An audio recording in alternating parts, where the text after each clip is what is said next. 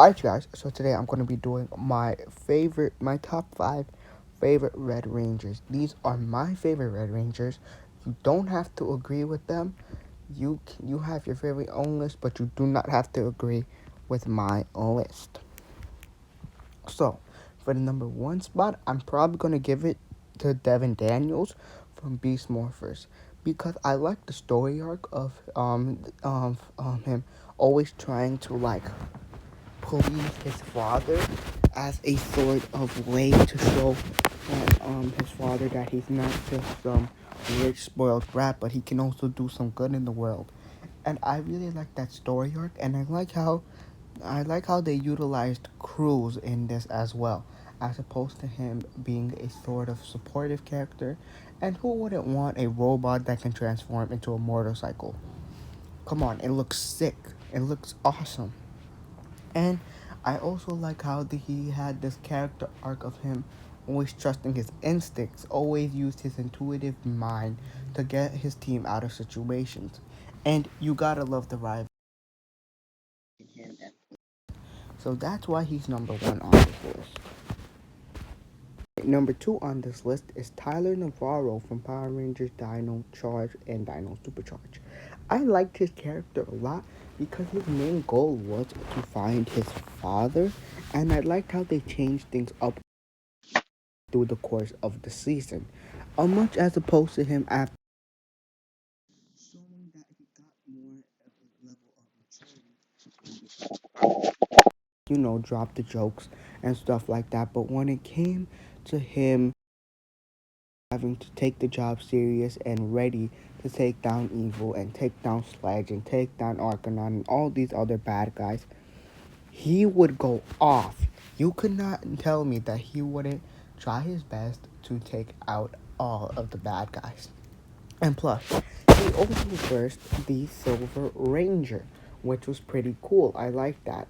He versed Doomwing, but I'll get into that a little more. But basically, Doomwing had the power of the Silver Energem, so he was able to transform into the Silver Ranger.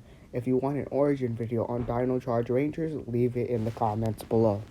But yeah, I like this arc of him trying to find his father, and the romantic relationship between him and Shelby. 3 on my list is Jacklanders as Speedy Red.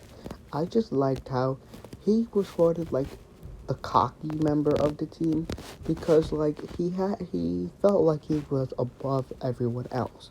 But over the course of the season, he learned about teamwork and how he can have his friends to help him out and stuff like that. And plus, when you're the Red Ranger, you have to take huge responsibility, especially since you're the leader of the team. And he really did take responsibility, and he would always put himself in the line of duty and risk his own life to protect his Ranger team. And he always felt like he had this chance to help the world um, in a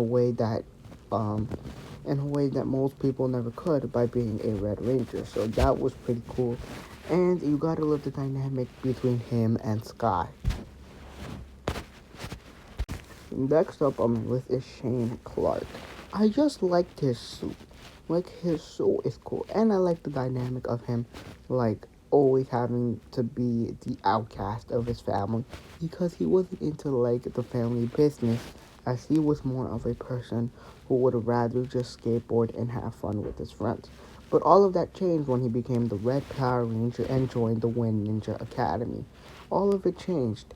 And he wanted to show his parents that he can do some good in the world. His entire family, that he didn't want to live up to that stereotype of being this kid who had rich parents and had a big business. He didn't want to take over the business. He wanted to make a name for himself. And I really like that dynamic about him. Next up on my list is Scott. I like his story about him always trying to please his father. His brother Marcus kind of outshined him in a way, and I thought that his one chance and I believe that he thought the one chance he actually had to please his father was that he can become the Red RPM Ranger and show his father that he is just as capable as Marcus to do great things. because I feel like Marcus always outshined him in everything, and it really puts perspective on Scott's father that Marcus was the better son than Scott. But then obviously, Scott is able to reignite that flame with his father and have that good bond again, and I really like that dynamic of him. And he was very serious about his job as the Red Ranger. As you know, they already were in like a post-apocalyptic world, apocalyptic apocalyptic world. I did not say that right, but yeah, they were already in that world. So Scott knew that he was putting his life on the line, and he really took it seriously enough. Alright, and the last one on my list is Wes Collins. He wanted to make a name for himself. He just wanted to show that his father. He wanted to make a name for himself. He did not want to be in his father's shadow all the time. He wanted to show people that, oh, I might be this rich kid, but I don't want to take over my father's business. I want to do something else. I want to make my own destiny, and I don't want the destiny that was chosen for me. I want the destiny that I can make myself. And he actually got that chance in Time Force when he became the Red Time Force Ranger. And he really set his pride to side and really took that job seriously. And you gotta love the relationship between him and Jen. Come on, that was like awesome. They really dynamic the two and similarities, but they also had big differences, and I really like that. And you had like that Alfred character, like the butler in Time Force, and he was basically Alfred. If that guy got an audition for Alfred, I would love to see him. But yeah, so that's why I like Time Force a lot. But yeah, so that is my Red Ranger team.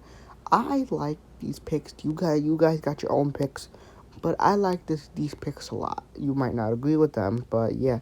So make sure to comment, like, subscribe, share, do all that fun stuff, and I'll see you on the next one.